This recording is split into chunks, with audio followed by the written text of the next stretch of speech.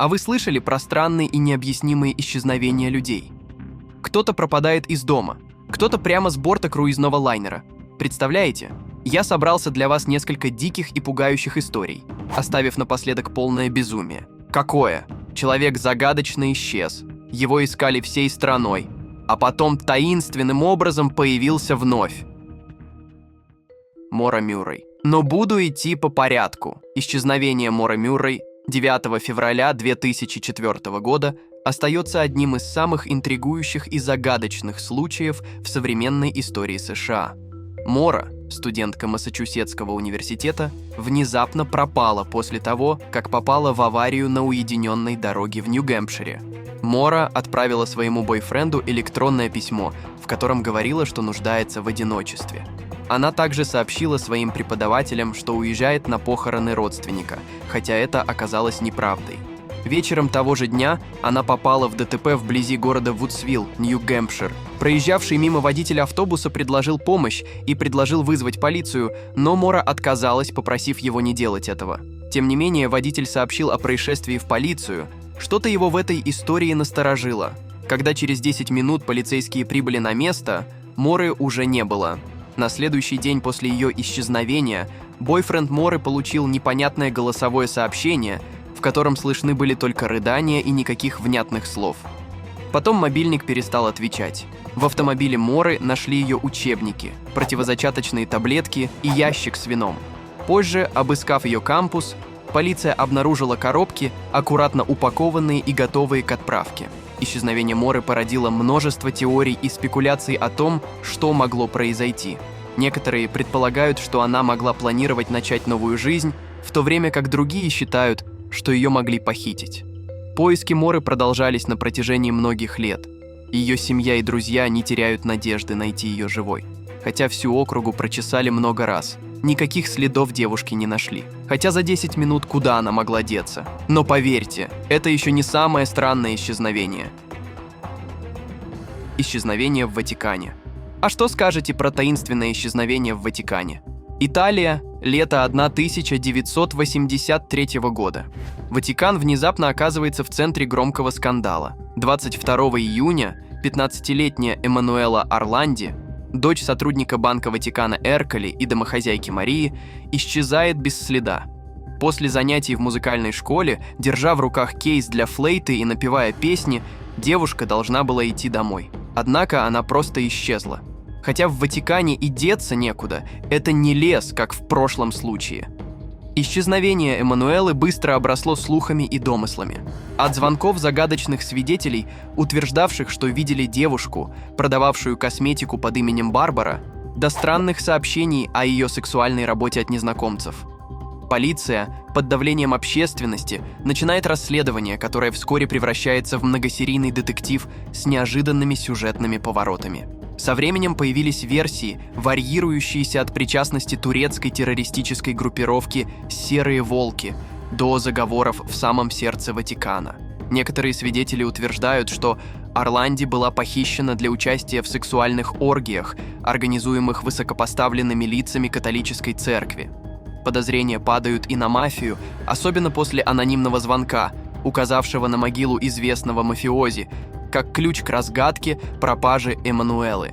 Даже десятилетия спустя, после множества расследований, документальных фильмов и книг, судьба Эммануэлы Орланди остается одной из самых тревожных загадок Италии. В январе 2023 года Ватикан объявил о возобновлении расследования. Но смогут ли они что-то найти спустя 40 лет – очень большой вопрос на текущий момент, пока новой информации не появилось. Брэндон Свенсон. А что скажете про эту историю? Брэндон Свенсон, студент колледжа из Миннесоты, возвращался домой после вечера с друзьями, когда его автомобиль неожиданно вылетел в кювет. Оказавшись в беде, он позвонил родителям и попросил их приехать и помочь ему. Родители немедленно отправились на помощь, однако не смогли найти место, где оказался их сын. Брэндон, в свою очередь, утверждал, что идет в сторону света, который видит, полагая, что это ближайший город. Во время одного из телефонных разговоров с отцом он вдруг выругался, и затем связь внезапно оборвалась. На следующий день полиция нашла его машину, но ни Брэндона, ни его телефона в ней не было. Расследования и поисковые работы не дали результатов. Среди рассматриваемых версий было предположение, что Брэндон мог случайно упасть в реку и утонуть. Однако дайверы и поисковые команды так и не нашли его тело в воде. С тех пор поиски Брэндона продолжаются. Его семья и друзья не теряют надежду найти его живым или хотя бы узнать, что с ним произошло. Хотя фраза «иду на свет» звучит достаточно пугающе, но в любом случае, где тогда тело? Мадлен Маккан. Исчезновение Мадлен Маккан в 2007 году в Португалии тоже удивило весь мир. Что случилось? Трехлетняя британская девочка исчезла из апартаментов в Прая-да-Луш, где отдыхала вместе с семьей. Это событие вызвало международный резонанс и породило множество теорий о том, что могло произойти с маленькой Мадлен. В тот роковой вечер, когда Мадлен пропала, ее родители Кейт и Джерри Маккан находились на ужине в ресторане неподалеку от их апартаментов. Они утверждают, что регулярно проверяли детей, спящих в номере. Однако, когда Кейт вернулась в 10 вечера, она обнаружила, что дверь в спальню детей была открыта шире обычного, а Мадлен в своей кроватке нет.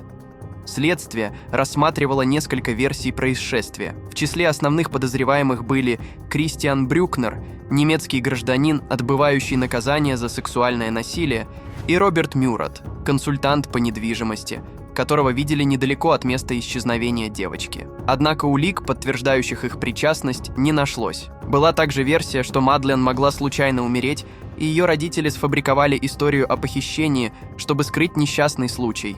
Несмотря на то, что Кейт и Джерри Маккан были временно признаны подозреваемыми, в итоге их оправдали, и расследование продолжилось. В 2020 году дело об исчезновении Мадлен получило новый поворот, когда следствие обратило внимание на Джулию Фаустину, которая утверждала, что она может быть Мадлен. После проведения ДНК-теста выяснилось, что Фаустина не имеет британских корней, и ее причастность к делу была опровергнута. Дело Мадлен Маккан до сих пор остается нераскрытым. Девочка просто испарилась из номера, не попав на камеры видеонаблюдения. Барбара Болик. Барбара Болик, которую называют пропавшей всего за минуту, исчезла во время утреннего похода в горы Биттеррут в штате Монтана 18 июля 2007 года. Барбара, увлекавшаяся пешим туризмом и природой, отправилась в поход вместе с другом семьи, Джимом Рамкером. Они выбрали несложный маршрут, который хорошо знали и который был расположен недалеко от дома Барбары. По словам Джима, в какой-то момент он остановился, чтобы полюбоваться пейзажем, а Барбара находилась всего в нескольких шагах позади него. Однако, когда он обернулся, Барбары уже не было рядом. Поиски Барбары начались сразу после того, как Джим позвонил в полицию и сообщил о ее исчезновении. Поисковые группы, включая полицейских, добровольцев и даже использование вертолетов, тщательно обследовали местность вокруг места исчезновения. Тем не менее, никаких следов Барбары или признаков того, что с ней могло произойти, обнаружено не было. Она, казалось, буквально растворилась в воздухе. Джим Рамкер, последний человек, который видел Барбару, проходил проверку на детекторе лжи, и результаты показали, что он не связан с ее исчезновением. Девушка реально просто испарилась, но даже эта история не самая жуткая из того, что я вам еще расскажу. Майкл Хирон. Исчезновение Майкла Хирона окутано тайной и множеством неразрешенных вопросов. Каких? Сейчас расскажу. В августе 2008 года Майкл, обычный житель сельской местности Теннесси, отправился подстричь траву на своем вездеходе и бесследно исчез. На следующий день друзья пришли к нему домой, но нашли лишь пустой грузовик с прицепом и газонокосилкой, а сама трава оказалась нетронутой. Их попытка найти Майкла ни к чему не привела, а оставленные им в машине ключи и мобильный телефон только усилили ощущение таинственности происходящего. Следствие обнаружило единственный след – вездеход Майкла, найденный на холме в 1,5 километрах от его дома. Это открытие подняло вопросы о причинах, по которым Майкл мог вернуться домой и оставить свои вещи в грузовике. Почему он не поставил вездеход в обычное место? Полиция и его сыновья предполагают, что, возможно, Майкл столкнулся с какой-то угрозой, которая заставила его действовать нестандартно. Парня так и не нашли, правда, родственники говорят, что уже 15 лет кто-то звонит по телефону и тихо дышит в трубку, не отвечая на вопросы. Полиция пыталась установить местонахождение, Но это всегда автоматы в разных частях страны. Эми Лин Брэдли. А помните, говорил про исчезновение на круизном лайнере?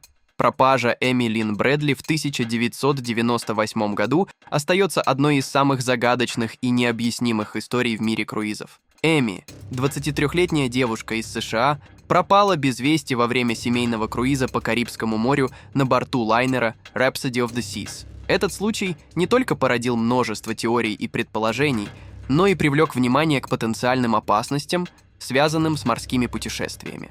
На борту корабля Эми активно общалась с другими пассажирами и членами экипажа. Ее последний вечер прошел в дискотечной атмосфере круизного клуба, где она танцевала и веселилась. Особенное внимание ей уделял Алистер Дуглас, известный как «Желтый», член музыкальной группы Blue Orchid. Около 3:35 утра Эми сообщила одному из своих новых знакомых, что собирается отправиться в каюту спать.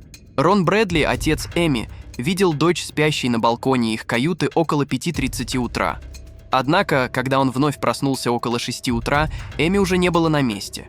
Ее личные вещи, включая тапочки и сигареты, оставались на балконе, что еще больше запутало ситуацию. Семья немедленно начала поиски по кораблю и попросила экипаж сделать объявление о пропаже. Но было слишком поздно. Корабль уже подходил к следующему порту, и пассажиры начали сходить на берег.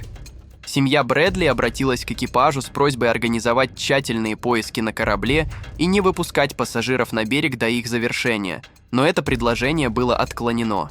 Вместо этого капитан корабля решил, что нет достаточных оснований для задержки высадки, ссылаясь на вероятность того, что Эми могла сама покинуть корабль или находиться у кого-то из новых знакомых. Со временем семья Брэдли наняла частных детективов и обратилась к ФБР за помощью в расследовании. Были получены сообщения от свидетелей, которые утверждали, что видели Эми в различных точках Карибского бассейна. Однако ни одно из этих свидетельств не привело к Эми. Брайан Шафер. Исчезновение Брайана Шафера произошло в ночь на 1 апреля 2006 года, когда медицинский студент решил отдохнуть в баре в компании друзей. Та ночь началась довольно обычно. Брайан выпивал, развлекался, а в какой-то момент даже поговорил по телефону со своей девушкой, которая тоже была студенткой медицинского факультета. Однако в течение вечера обстановка стала более напряженной. По свидетельствам очевидцев, в последний раз Брайана видели в компании 2 незнакомых женщин у бара. После этого следы молодого человека теряются. Самым загадочным в этой истории является то, что камеры видеонаблюдения зафиксировали его вход в заведение, но так и не смогли уловить момент ухода. Ночь прошла, а утро не принесло никаких известий о местонахождении Брайана. Все его личные вещи, включая мобильный телефон и бумажник, были оставлены в квартире, что действительно взволновало близких. Студент был на последнем курсе учебы, у него были планы на будущее, включая поездку на каникулы со своей девушкой. Полиция и волонтеры провели обширные поиски, проверили все возможные места, где мог бы оказаться Брайан, но безрезультатно. Исследования видеоматериалов, допросы свидетелей и проверки показали, что никто не видел, как он покидал бар, что делает эту ситуацию еще более непонятной. Парень просто испарился в какой-то момент. Как такое возможно? Никто не знает. Стивен Кубаки. Ну и помните, обещал историю о пропаже и странном возвращении. Исчезновение Стивена Кубаки поистине окутано тайной и неразгаданными вопросами. В феврале 1978 года этот студент из Мичигана отправился на лыжную прогулку у озера Мичиган, но домой так и не вернулся, как можете догадаться. Поиски начались на следующий день после его исчезновения и привели лишь к находке его лыж и рюкзака у кромки замерзшего озера, где его следы вдруг обрывались, не оставив никаких признаков падения в воду или иных инцидентов. После долгих и безрезультатных поисков Кубаки был объявлен пропавшим без вести, и его семья уже готовилась к худшему. Ведь дело ясное, утонул. К удивлению всех, через чуть больше года после своего исчезновения, в мае 1979 года, Стивен неожиданно вернулся домой, утверждая, что проснулся в этот день в поле в Питтсфилде, находящемся на большом расстоянии от места исчезновения. Представляете? Его память о времени, проведенном вне дома, была крайне туманной. На нем была одежда, которую он не узнавал. а в его распоряжении находилась неизвестная сумка с картами, которые он также не признавал. Стивен отказался от всех предложений об интервью и не захотел участвовать в полицейских экспериментах. Он также отказался от любых попыток гипнотической регрессии, которые могли бы помочь восстановить память о произошедшем. Кубаки заявил, что не страдает от психологических проблем и предпочел бы сохранить свою жизнь такой, какая она есть, без дополнительного внимания со стороны общественности. Согласитесь, что это очень странно. Это исчезновение и последующее неожиданное возвращение остаются одной из самых загадочных необъяснимых историй современности. Не имея четкого объяснения происшедшего, семья и исследователи остались с множеством вопросов, на которые могут так и не найти ответы. А что вы думаете? Пишите в комментариях. Кстати, если вы любите таинственные истории, умеете писать сценарии, монтировать видео или озвучивать ролики, то обязательно пишите в наш Telegram-бот по ссылке в описании, будем рады сотрудничеству. И спасибо за просмотр!